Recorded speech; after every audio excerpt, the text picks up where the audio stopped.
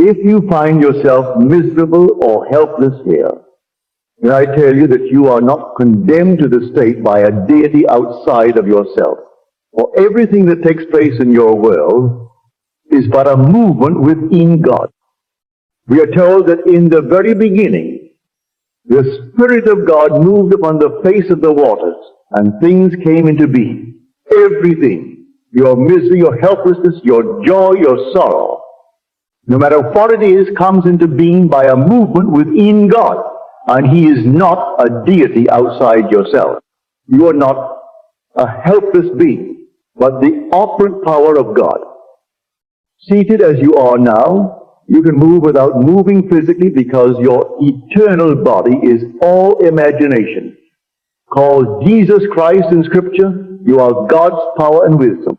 So if you find yourself in a place where you are miserable and feel helpless, it is because you either knowingly or unknowingly fell into that state, and not because of the condemnation of some deity outside of you. Every conceivable situation that you could ever think of exists now as a fact in God, but cannot be made visible to you until you occupy it. For you are God's operant power. Everything in this world needs man as the agent to express it. Hate or love, joy or sorrow. All things require man to express it. We glorify or condemn the man, but he simply represents a state which God entered knowingly or unknowingly and remained there until the state was externalized. Everyone is free to choose the state he wishes to occupy. You imagine yourself into your present state. If you don't like it, you must imagine yourself out of it and into another. It is all a matter of movement. We are told that He chose us in Him before the foundation of the world, collectively forming one glorious being. We conceived the play and speaking as one being. He said, "It is time for the play to begin." Then individually we said, "I am," and the play began. We conceived a play containing every horrible thing as well as every lovely thing in the world. Every problem and its solution were conceived. In fact, you cannot think of something that was not in that original conception. Then it was time to start, and saying simply, "I am."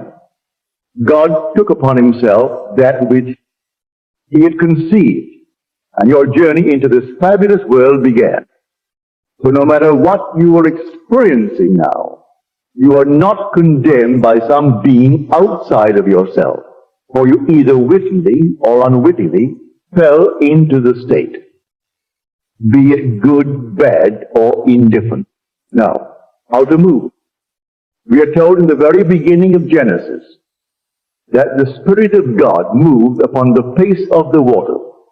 And in the book of Joshua, which is the Hebraic name for Jesus, the Lord said, "Wherever the sole of your foot will tread upon, I have given you." Now, you can choose where you want the sole of your foot to tread, for the world is yours and all within it. But remember, whatever you tread upon will be given you.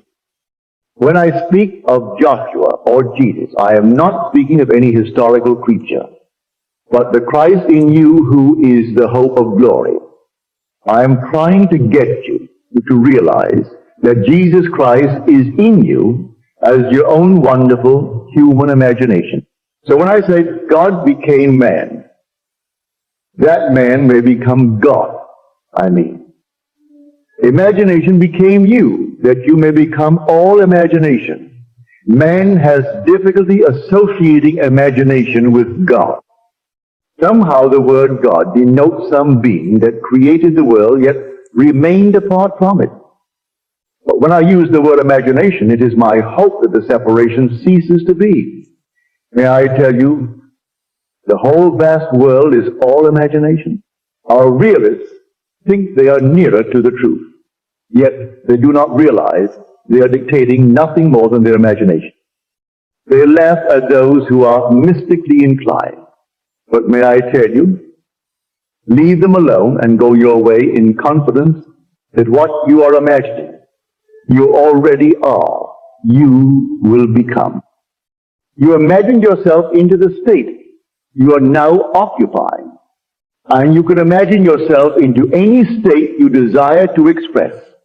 No outside deity moved you into the state of misery you are now expressing. You did it yourself because you forgot who you are. You are the being who conceived every state in the beginning and deliberately started your journey by moving into a state.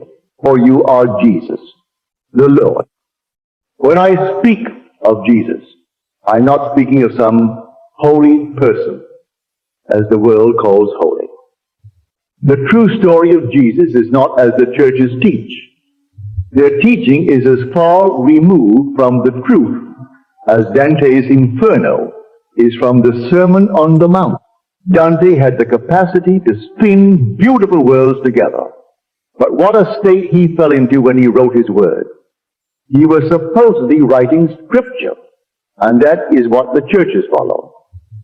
Yet it is so completely different from the real, true story of Christ. Jesus is the very being of everyone in the world. The word Jesus means Jehovah saves, and there is only one Savior. Jesus is he who fell, and he who saves himself.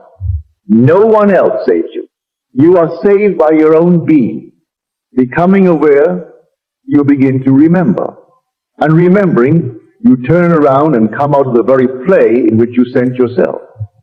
And in the end, all are united to form, once again, the single being that fell, the Lord God Jehovah, containing all, fell into diversity.